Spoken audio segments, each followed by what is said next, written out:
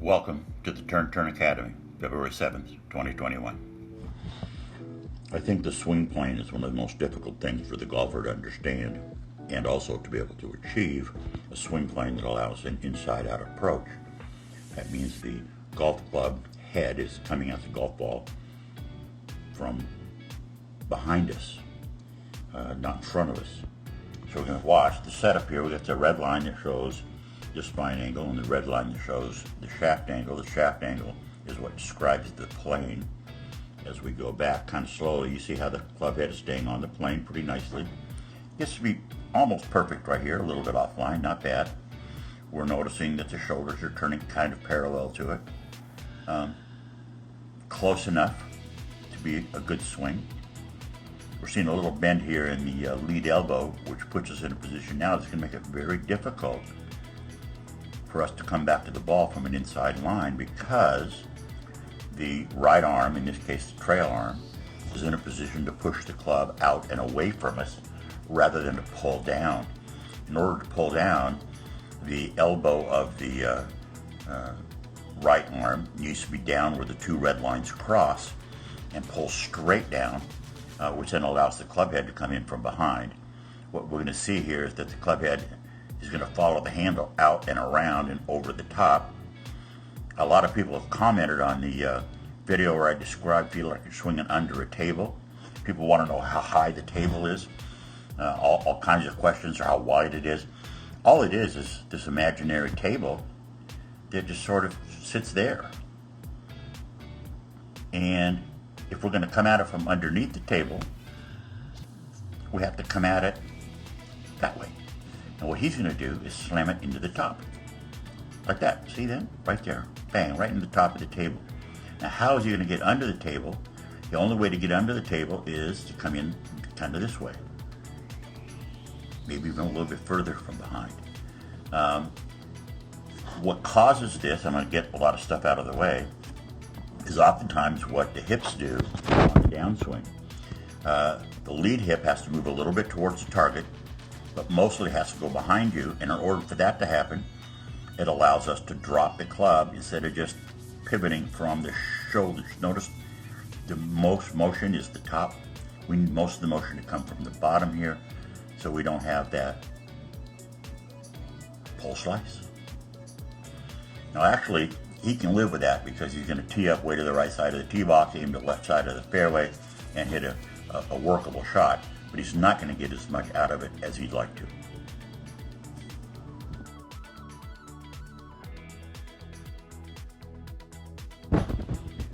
The two yellow lines describe the swing plane that we're going to move the club on, which is the bottom yellow line, and the plane that we're going to try to rotate our shoulders on, which is the upper yellow line.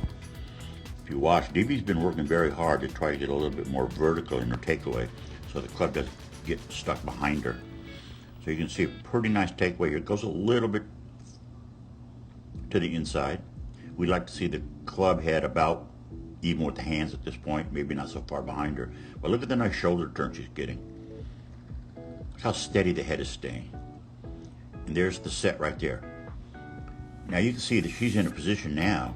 All she has to do is pull that handle down, and she's going to be able to route that club that way.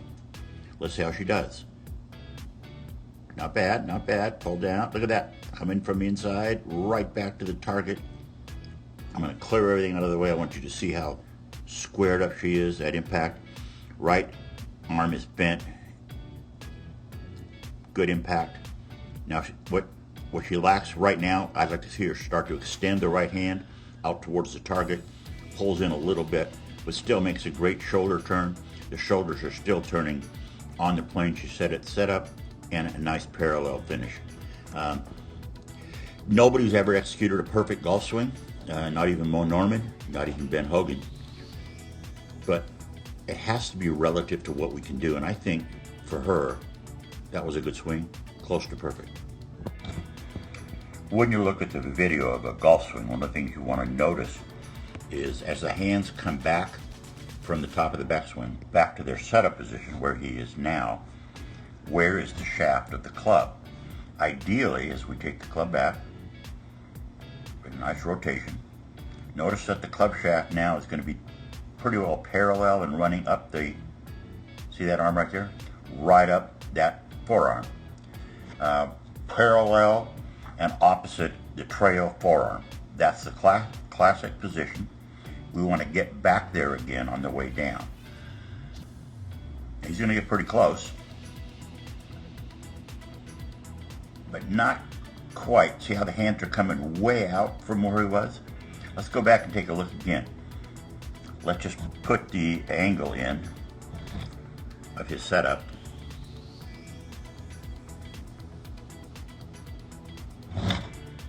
Okay, now let's watch what happens as he comes back. Now the hands are going to be way up higher. Now, I think if he'd have sat up, or set up, I should say, in that position to start with, I think he'd be better off because he'd be more symmetrical. So he's ending up in almost a single plane finish. But look at the extension through the line, very nicely done.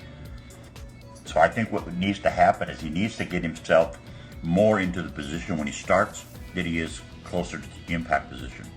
Our body is telling us something when we move during the golf swing, and that movement oftentimes is to get our bodies in a place that's more effective. So I think what he's done, if he starts here, starts there, rather than starts here. See how his hands are up? There, that's where I want him to start. A little more up there. And right on through. This golfer has been working really hard to replace his sway with a turn. And what I mean by a sway is that the lower part of the body and then following the lower part of the upper part of the body tends to move towards the target line during the downswing rather than rotating the trail part of the body towards the target line and leaving the lead part of the body stable. So watch the takeaway now. Not pulling the head off very far at all, staying pretty stiff. Now you should see a little bit of a hip shift towards the target, just a little bit. Head stays back, nice extension through to nice impact point. Look how long the arms are. A little folding in the arms there, but he's still rotating through, head staying back, and look at the finish. That's where we want to finish all of our swings, is on that power line right there. Now that's been maybe 2 full seasons of work that he's done to achieve that, and he's still only achieving it maybe 1 out of 10 swings. But when he does, it's very classic, very good, and he's should be very proud of himself. I'm proud of him. I think he's doing great. Let's just watch this swing in slow motion, see what we see.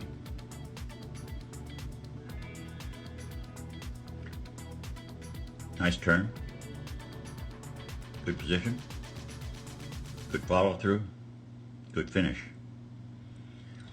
Chris has been working very, very hard to get to there. It's a more relaxed position for him. It looks really good.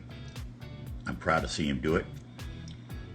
Now, he doesn't have as big a backswing as a lot of golfers have, but he doesn't need it because he's so efficient in almost an Arnold Palmer move right here, a Jack Nicklaus move, where you're going to watch the left heel come up and then slam down to the ground before he starts his downswing. That helps the club drop to the inside. See, we talked about earlier in the video how we like to see the club shaft parallel to the trail arm on the way down. He's achieved that in this swing. It's very, very nice. Very well done. Right on through.